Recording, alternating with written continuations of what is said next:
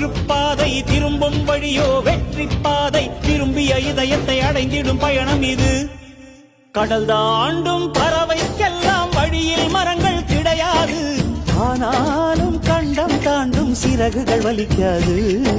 மலையேறும் எறும்பின் கால்கள் வெயிலை மிதித்து உடையாது, மனதோடு காதல் வந்தால் மனிதா தடையேது.